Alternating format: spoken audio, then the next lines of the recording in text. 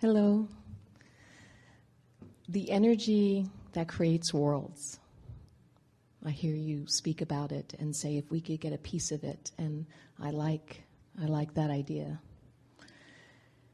And so not that you can get a piece of it, but you are. Yes. If you're focusing, you are.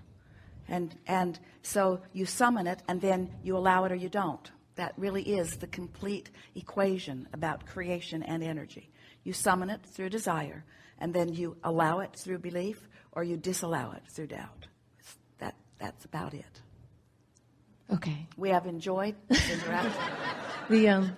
When I hear you talk about the Earth spinning in perfection and the sun coming up and going down, and when you talk about appreciation of that, and I have some appreciation of that, and I would like more. I'd like to allow more of that. Well, anything that you are observing that makes you feel appreciation is beneficial to you.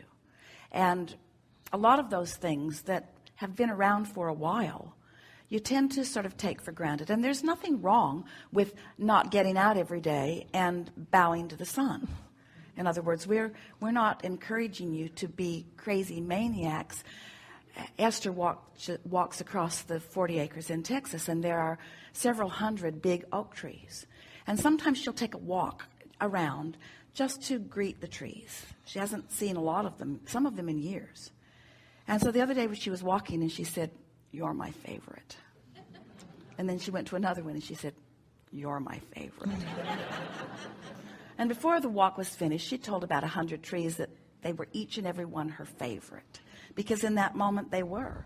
You're what I'm looking at right now, and you are what I'm using as my object of attention, and therefore my reason to tune to the energy that creates worlds, you see. And so there is so much around for you to find appreciation for. And the object of your attention matters not at all, but the accomplishment of alignment because of your selectively choosing your object of attention, that's worth giving some consideration to.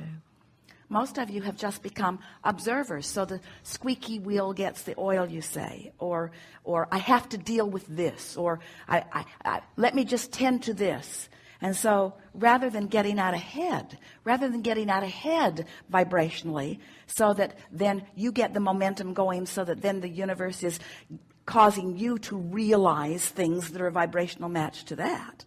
In other words, if you say, today, no matter where I'm going or what I'm doing or who I'm doing it with, it's my intention to look for what I want to see and to feel good when I see it, to recognize it and to verbalize around it and to focus on it long enough that I feel energy moving within me about it, so that there's a appreciative exchange between my object of attention and the source within me and me.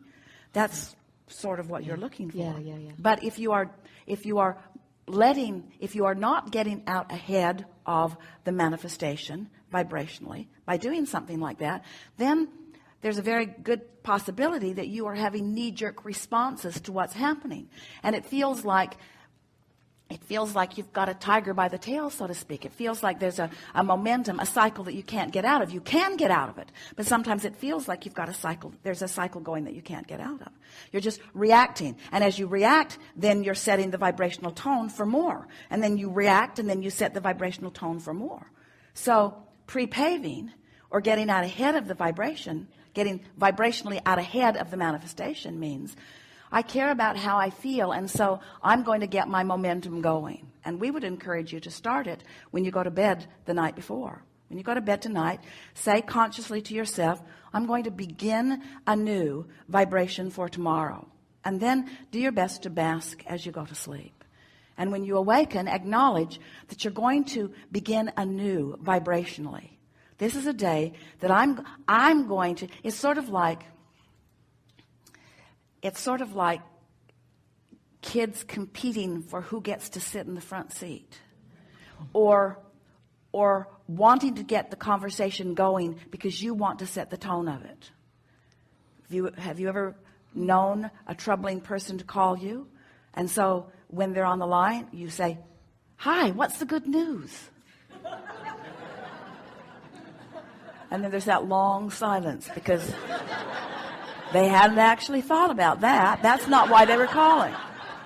But So you sort of want to get your momentum going in advance. You want to get it going in advance. So now you're not reacting to things that are going to throw you off. Now you get to observe the things that are part of the momentum of what you want. It doesn't take much of that before you begin to feel that invincibility. You begin to feel that synergy. You begin to feel that you are that spinning wheel, and that only things that are a vibrational match to the good feeling, high flying vibration that is you come on, and everything else just bounces right off.